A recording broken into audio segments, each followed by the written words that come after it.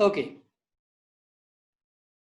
Bond energy अथवा bond enthalpy भनेको के हो त?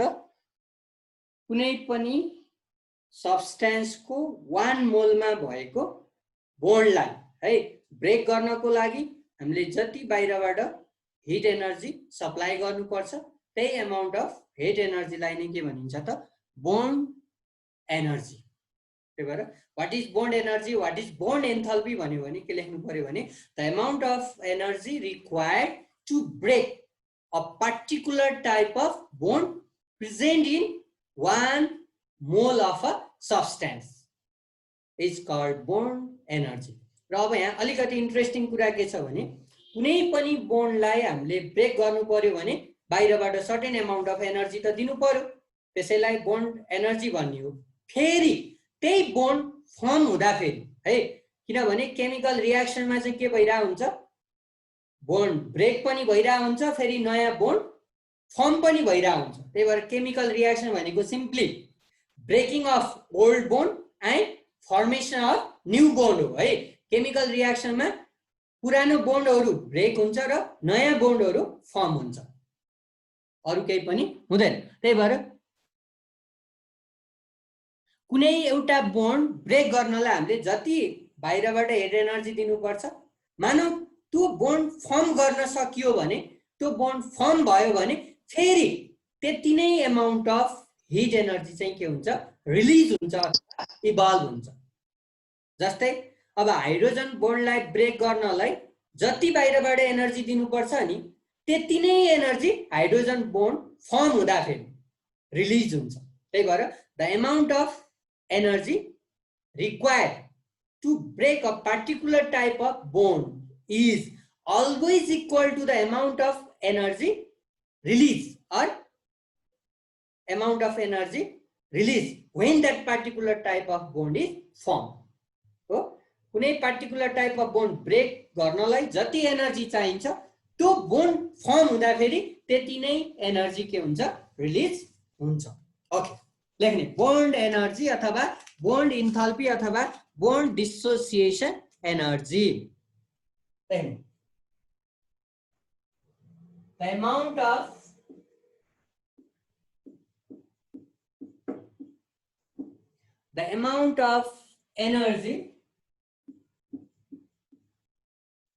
of energy required, the amount of energy required to break a particular, the amount of energy required to break a particular type of bond present in 1 mole of a substance, present in 1 mole of a substance is called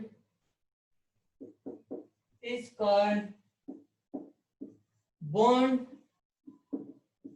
dissociation. Bond dissociation energy, or simply bond energy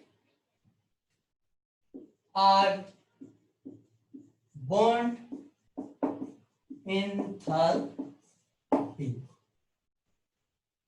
bond dissociation energy अथवा यसलाई simply हो bond energy भन्छ अथवा bond enthalpy पनि भन्छ। जस्तै for example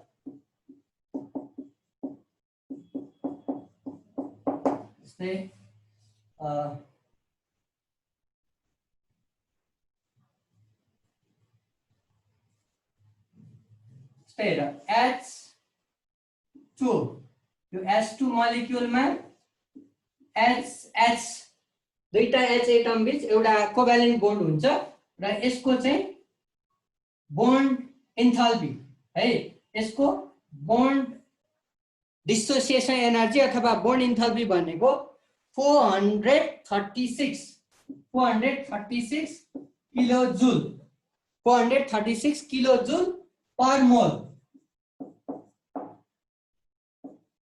एउटा hydrogen मलिक्युलमा भएको एउटा कोभ्यालेन्ट बोन्डलाई ब्रेक गर्नलाई यति चाहिँ हामीले एनर्जी बाहिरबाट दिनु पर्छ, 436 किलोजूल पर मोल। त्यस्तै अक्सिजन O2 मलिक्युलमा दुईटा कोभ्यालेन्ट बोन्ड हुन्छ, यो दुईटा कोभ्यालेन्ट बोन्डलाई हामीले ब्रेक गर्नु पर्यो भने 499 किलोजूल पर मोल एनर्जी चाहिँ हामीले बाहिरबाट दिनुपर्ने हुन्छ। त्यस्तै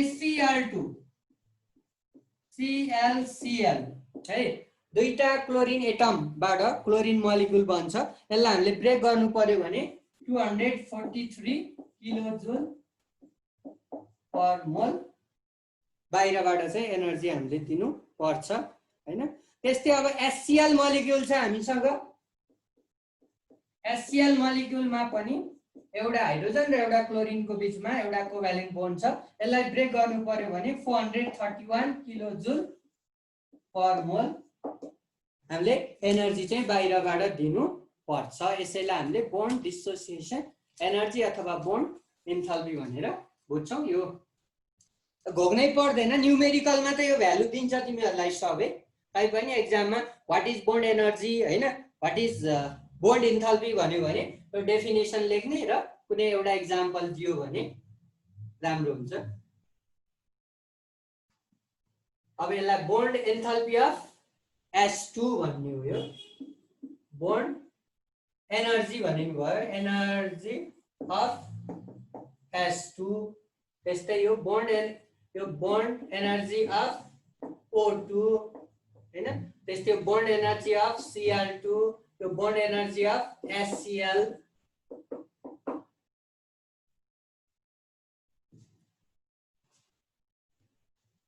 अब यो बोन्ड एन्थाल्पीबाट पनि हामीले कुनै पनि केमिकल रियाक्सनको लागि चाहिँ इन्थाल्पी चेन्ज कति हुन्छ भनेर क्याल्कुलेट गर्न सक्छौं है।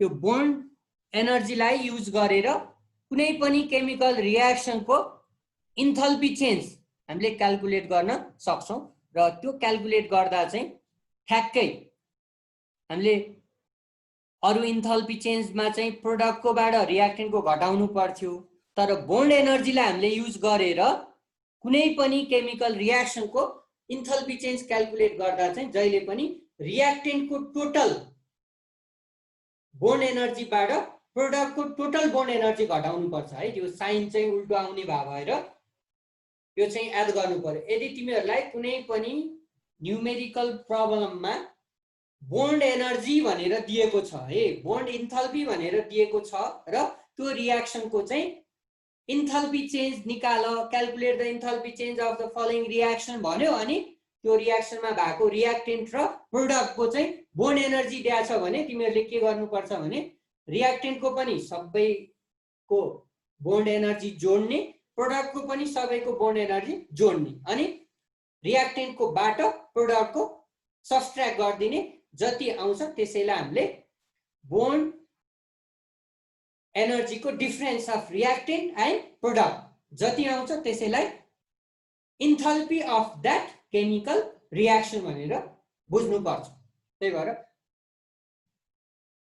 यसको युज बोन्ड एनर्जी को युज भनेकै कुनै पनि केमिकल रियाक्सनको हामीले इन्थाल्पी चेन्ज चाहिँ क्याल्कुलेट गर्नको लागि हो। जस्तै यही रियाक्सनमा हेर, हामीले एउटा एक्जाम्पल म अहिले कन्सिडर गरेर देखाइदिन्छु। जस्तै हामीलाई यो रियाक्सन दिएको छ है, फर एक्जाम्पल हेर त S2 + Cl2 बाट 2HCl हेर है, यो रियाक्सन गिवन छ हामीलाई, हाइड्रोजन र क्लोरिनबाट HCl बन्छ। अब हेर हाइड्रोजनको बोन्ड एनर्जी यो छ, Cl को बोन्ड एनर्जी यो छ, HCl को पनि बोन्ड एनर्जी यहाँ गिवन छ भनेपछि यो रियाक्टेन्टको पनि हामीलाई बोन्ड एनर्जी थाहा छ, प्रोडक्टको पनि थाहा छ। अब यो रियाक्सनको बोन्ड यो रियाक्सनको इन्थाल्पी चेन्ज कति हुन्छ भन्यो भने हाम्रो फर्मुला इन्थाल्पी चेन्ज भनेको तिमीहरूले पहिला चाहिँ के पढ्या थियौ यस्तो पढ्या थियौ del H P minus del H R प्रोडक्टको इन्थाल्पी चेन्ज माइनस रियाक्टेन्टको इन्थाल्पी चेन्ज गरिदियो भने कुनै पनि रियाक्सनको इन्थाल्पी चेन्ज आउँछ भनेर हामीले पढेको थियौं तर यहाँ हामीलाई यो निकाल्नु भन्यो तर यो र यो थाहा छैन यो त इन्थाल्पी अफ प्रोडक्ट हो यो इन्थाल्पी अफ रियाक्टेन्ट हो यो त हामीलाई थाहा छैन हामीलाई त के थाहा छ बोन्ड एनर्जी थाहा छ भनेपछि बोन्ड एनर्जीको लागि हामीसँग फर्मुला के छ भने total bond energy of reactant है total bond energy of reactant यसलाई हामीले EB है बोन्ड एनर्जी अफ रियाक्टेन्ट यसलाई R भन्छ minus total bond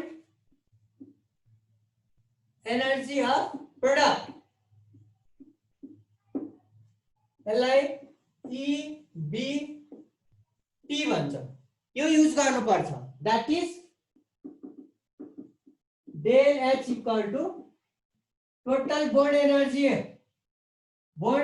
of reactant minus total bond energy of product correct P यो फर्मुला तिमीहरूले युज गर्न सक्छौ अब यो फर्मुला युज गरेर त यहाँ बोन्ड एनर्जी अफ रियाक्टेन्टमा के छ एउटा हाइड्रोजन एउटा Cl2 हाइड्रोजनको बोन्ड एनर्जी एउटा E बोन्ड एनर्जी अफ यो हाइड्रोजन प्लस अर्को के छ बोन्ड एनर्जी अफ क्लोरिन यो दुईटा रियाक्टेन्ट हो माइनस प्रोडक्ट भनेको के हो HCl हेर त 2 times bond energy of HCl यो फर्मुला अब यो फर्मुलामा भ्यालु राख्दियौ ए हाइड्रोजनको ठाउँमा कति राख्ने ए हाइड्रोजनको बोन्ड एनर्जी कति छ 436 प्लस क्लोरिन को कति छ 243 minus 2 times bond energy of HCl को कति छ 431 अब यो एन्सर निकाल कति आउँछ त्यो नै केमिकल रियाक्सन को के हुन्छ बोन्ड एनर्जी हुन्छ त्यही भएर कुनै पनि केमिकल रियाक्सन को इन्थाल्पी चेन्ज अथवा बोन्ड एनर्जी को चेन्ज निकाल्नु पर्यो भने चाहिँ रियाक्टेन्ट को टोटल बोन्ड एनर्जी बाट प्रोडक्ट को टोटल बोन्ड एनर्जी घटाइदिने है यस्तो टाइपको न्यूमेरिकल पनि छ यो हेर्दा कति सजिलो छ हेर्दा 2-3 स्टेपमा आन्सर आउँछ यो पनि 4 मार्क्समा सोधिराछ है यो रियाक्सन को धेरै सोधे यसरी रियाक्सन दिन्छ तिमीहरुलाई र यो तीनवटैको भ्यालु दिन्छ है हाइड्रोजन को बोन्ड एनर्जी भनेर यो भ्यालु दिन्छ क्लोरिन को बोन्ड एनर्जी भनेर यो भ्यालु दिन्छ हो अनि HCl को बोन्ड एनर्जी भनेर यो भ्यालु दिन्छ अनि यो फर्मुला राख्ने क्याल्कुलेसन गर्ने कति सजिलो हैन हेर्दा धेरै सजिलो छ तर कन्फ्युज हुनु भएन अब यो प्र्याक्टिस गर्दै गएपछि आउँछ त्यही भएर बोन्ड डिसोसिएसन एनर्जी अथवा बोन्ड एनर्जी तिमीहरुलाई यदि क्वेशनमा दिएको छ भने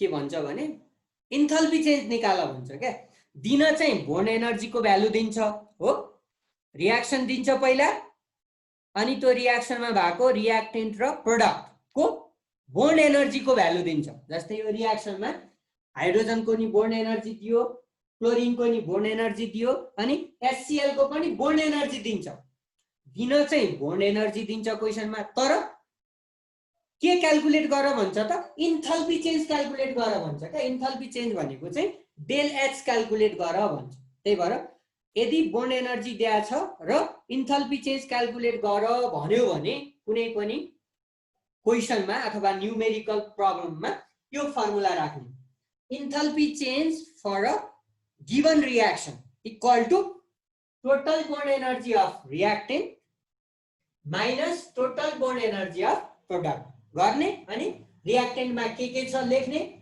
अनि प्रोडक्टमा के छ लेख्ने अनि भ्यालु सब्स्टिट्युट गर्दिने अनि क्याल्कुलेसन गर्ने हैन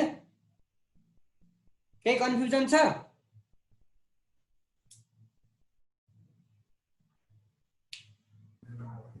छैन सर।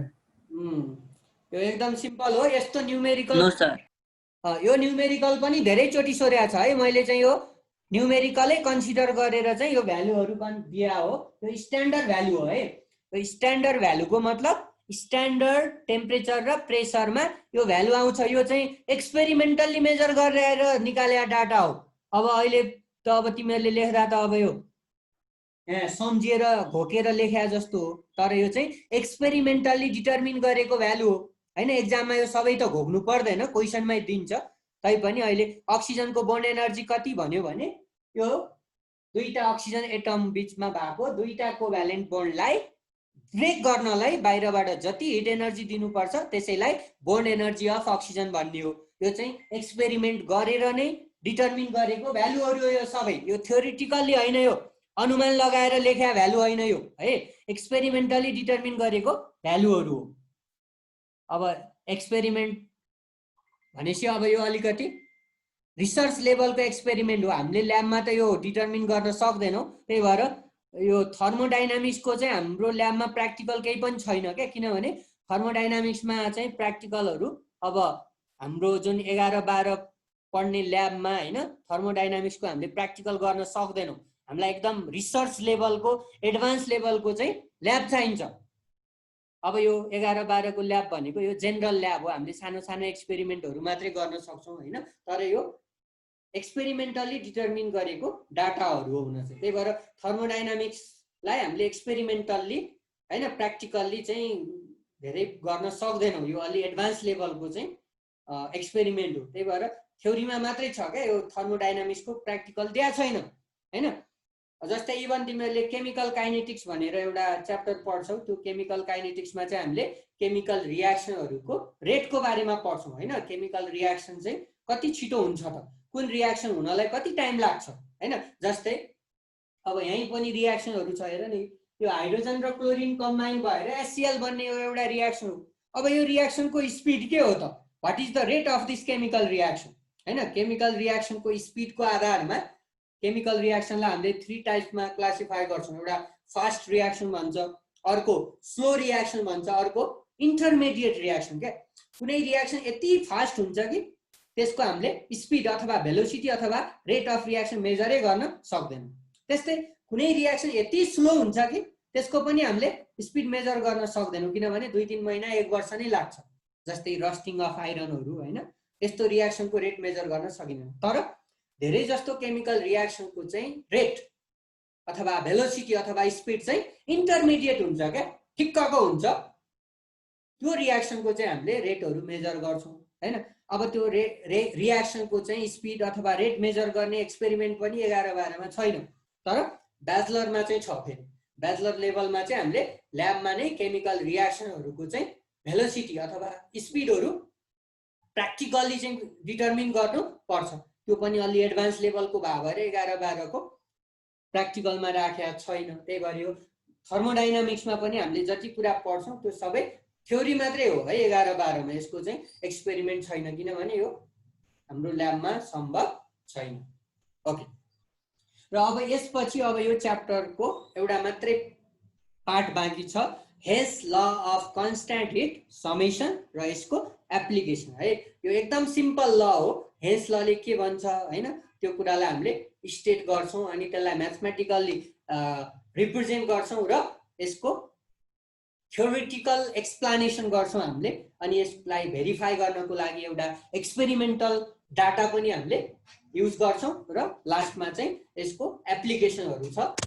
त्यो गरेपछि चाहिँ हाम्रो यो च्याप्टर चाहिँ अब यो फर्स्ट पार्ट अफ थर्मोडाइनामिक्स चाहिँ सिद्धिन्छ र यसको चाहिँ अब न्युमेरिकल है, न्युमेरिकल चाहिँ यो एकदमै इम्पोर्टेन्ट छ इन्थाल्पी अफ कम्बसन र इन्थाल्पी अफ फर्मेसनसँग रिलेटेड। अब त्यो चाहिँ हामी नेक्स्ट टाइममा लगभग यो हेन्स ललाई हामी सकेर एउटा जति न्युमेरिकल सुरु गर्छौँ है त। ल अब आजलाई यति नै। अब नेक्स्ट टाइम चाहिँ तिमीहरूले हेन्स ल है टेक्स्ट बुकमा यसो खोजेर हेरेर आउँदा अलिकति सहिलो हुन्छ। Hence law of constant hit summation भन्ने छ। यो ल पनि हेन्सले चाहिँ पहिला एक्सपेरिमेन्टल्ली चाहिँ हैन भेरिफाई गरेर पछि बल्ल थ्योरिटिकली ल बना हो क्या। साइन्समा धेरै जस्तो चाहिँ के हुन्छ भने पहिला थ्योरिटिकली ल स्टेट गर्ने अनि पछि त्यसलाई एक्सपेरिमेन्टली भेरिफाई गर्नलाई ट्राई गर्ने काम हुन्छ। तर यो हेस law of constant hit summation भनेको चाहिँ पहिला एक्सपेरिमेन्टली भेरिफाई गरियो, एक्सपेरिमेन्टली विभिन्न रियाक्सनको चाहिँ इन्थाल्पी चेन्जहरू निकालियो अनि त्यो डाटालाई युज गरेर रिलेसन स्टडी गर्दा एउटा ल डेभलप भयो अनि पछि बल्ल ल बनायो क्या। उल्टो छ है त। नेक्स्ट टाइम हामी यो कुरा पढ्छौँ। ल आजलाई यति है त।